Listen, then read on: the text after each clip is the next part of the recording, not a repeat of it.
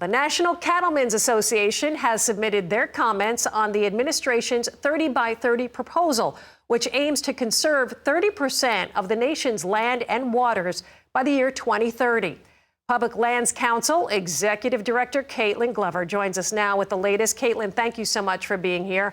So I know 3030 now being called America the Beautiful. I'd like to talk about some of the highlights from this initiative.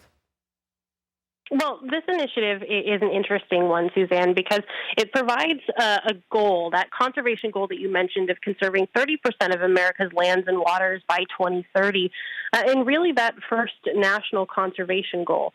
So when this goal was first announced in early 2021, what we saw was an opportunity to continue to tell the story that grazing is conservation, that America's cattle producers are those original conservationists. And so as we've seen the administration evolve through their process here, we continue to share that message. Now, earlier this week, we submitted comments as part of the administration's call for information on their conservation atlas, the menu of conservation items that should be included as part of that 30% total. And what we told them was really what we've been telling them all along. First, that grazing is conservation, and that conservation is not preservation. Those two things are not equivalent.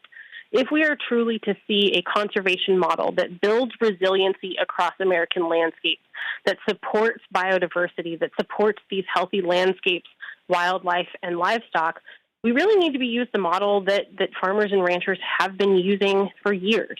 And the atlas, or whatever tally they're using, needs to be flexible enough to recognize and incentivize all of those voluntary but really, really beneficial conservation actions.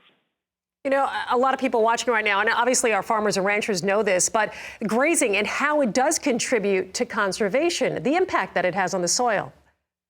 Oh, it's an incredible impact. Whether you're talking about grazing activities in Florida, where you have more water in a year than producers in the West can believe, what we're seeing is that grazing is adaptable to the ecosystem, and you can use grazing not only to increase carbon sequestration potential storage in the soil, something this administration is very interested in, but also some very basic and historic projects like reducing fuels that contribute to catastrophic wildfire conditions, all while turning this inedible forage into a really high-quality protein. I mean, you really have the full systems conservation perspective in livestock production as well.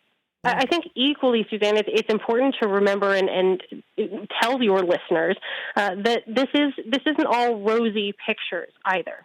As part of these Atlas comments, we made clear to the administration they can't designate or acquire or regulate their way into a successful conservation model.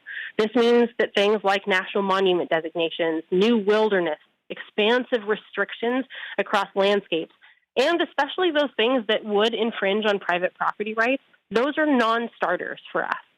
We are absolutely committed to ongoing conservation management and improvement of landscapes, but we need to be able to do it in a way that is responsive to the on-the-ground needs, things that cattle producers have been doing and they know are successful for generations. Kaitlynn, thank you so much for all of this information. That's Public Lands Council Executive Director, that is Kaitlynn Glover with the National Cattlemen's Association. Again, we appreciate her time.